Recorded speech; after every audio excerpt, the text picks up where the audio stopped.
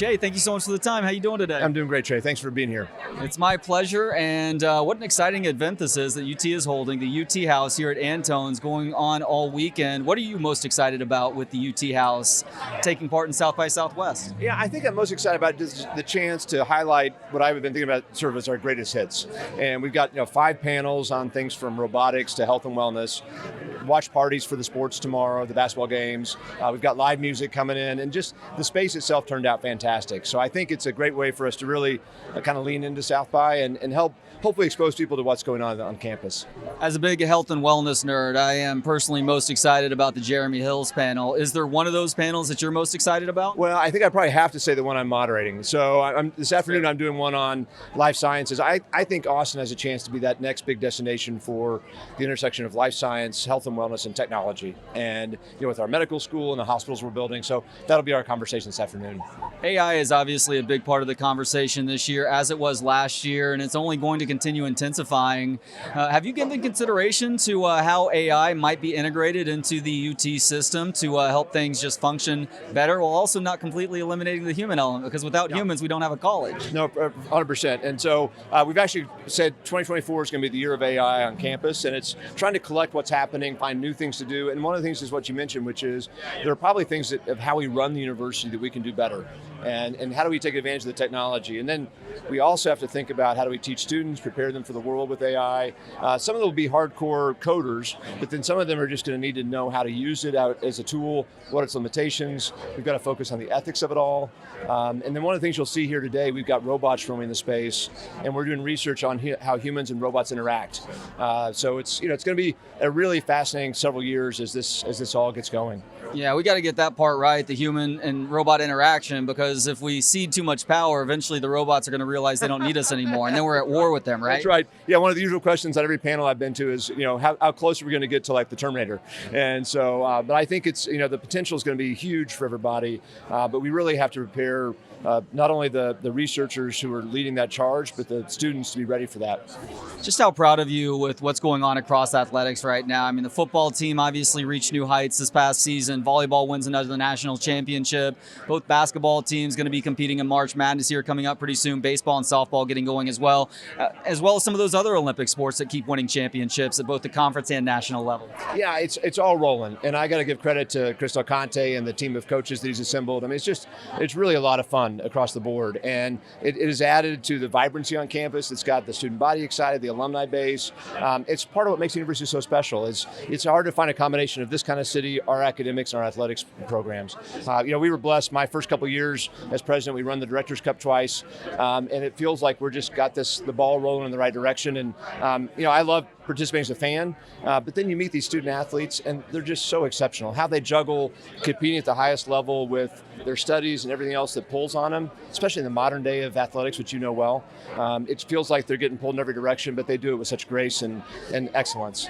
Not to Sophie's choice you here, but what's your favorite sport to root for in person? The one I still play as a hobby and not at that level is tennis. So I love going to the tennis matches. Both men's and women's are phenomenal. I think they have a shot to go really deep and maybe even win it this year. So I love those. My wife likes basketball, both women's and men's basketball, because we get courtside seats, which is a great perk of the job. I am a huge football fan, but with being this job, football is kind of a work day.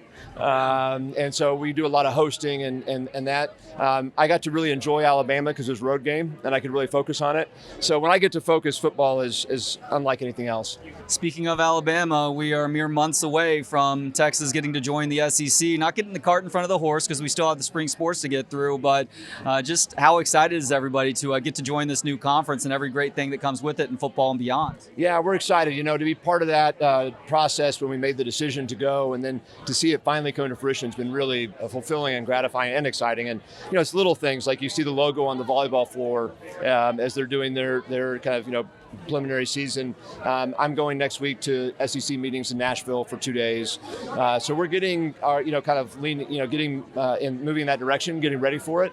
And it's a multifaceted effort across every place, trying to figure out how does it change how we operate the game day events, what are the new opportunities for students. We're going to do a lot around student sports production to try to want to be future people like you. And that's going to be really exciting. And to see all this really, come to a big moment in the summer as we make the official move will be really fun. I believe that's July 1st. Is there something that you're most curious about when you go to the SEC meetings here in a little bit? Well, I think, the future of college sports is so uncertain, and there are so many different things taking place right now, and it feels like it's this moment of generational change. And so that was part of how we thought about this move we're making to the SEC. We wanted to make sure that we protected what is so special about our athletics programs, and we thought that was the right platform for us and for our student athletes. And it's going to be, I'm sure, the topic of conversation among all the chancellors and presidents is, where's the world heading? What's next? What are the chances to think about federal involvement and engagement to sort of level the playing field across the country? And really, what's the future of college sports while we focus on our student athletes? So I can ask you this because you're somebody who has immense respect at the top of the University of Texas here. And with that comes respect. And when you have to wield that authority or lay out discipline, you can do that. Not to say that that's necessarily what you're looking out to do, but the NCAA is the opposite of those things at this point, especially in college football.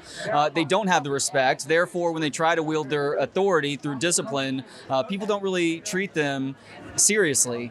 Do you think we're seeing the end of days with the NCAA as it pertains to having authority over college football at the very least? I mean, I think what I would say is we're in a time of just maximal uncertainty, and I don't know what the world's going to look like in 5 years. I know it'll be different, and the NCAA has had some struggles, and that's been publicly known. When you lose a Supreme Court case 9-0 in today's Supreme Court, that's telling. And so I know there's going to be change. I think we have to be thinking about anything's possible, and can't go forward as a university thinking that it's going to be business like it's always been. Would you be surprised to see a sort of split involving the SEC and Big Ten versus the rest of college football, where there are these super conferences formed? Perhaps relegation is something that comes into play as well. Would that surprise you to see at some point over the next 5 years? I mean, what I think I've been focused on is right now is how is the SEC and Big Ten going to explore mutual interests? And these two giant platforms in college sports, certainly centered around football, but across the board. And I think there's going to be opportunities for us to collaborate in ways that can open up new opportunities. I think we'll start there, but again, I think we're going to have to be mindful of the fact that things are going to change, and I don't know what it's going to look like after that. So perhaps the underrated element of moving to the SEC is just how tough baseball is on that side of things. Texas has one of, if not the best program all-time college baseball-wise, but 9 of the last 12 national champs have come from the SEC, and they do things differently in terms of that crowd as well. The Disch is obviously a great place to watch games, and there are some really cool things happening in the outfield now, Occupy Left Field, right, the Yeti Yard. Have you guys had any conversations or thought about maybe trying to purchase that part of Comal that runs past the wall beyond right field to maybe try and turn that into an SEC-style berm? We've talked about ways to make that whole area, more vibrant. I've jokingly internally called it Dishville because I know what happens around Wrigley. Across the street, we've got about 700 beds for graduate students that are almost done. They're going to open this summer. We have designs to expand our footprint over there in terms of graduate students. That is likely to be the home of beach volleyball. So you've got beach, tennis, baseball, softball, who's killing it right now, by the way. And so it's going to be, I think, more and more of a hub of activity. And I think we can do more to make game day special and have that kind of, pedestrian-friendly environment there that really amplifies what happens on the field. Jay, you're speaking my language of sand volleyball. Thank you so much for the time today. Congratulations on all these successes, and I appreciate the fact that you are our leader at the very top here at the University of Texas. Thanks a lot, Trey. And thanks for all you do to support Longhorn sports and all the fans out there that want to follow us.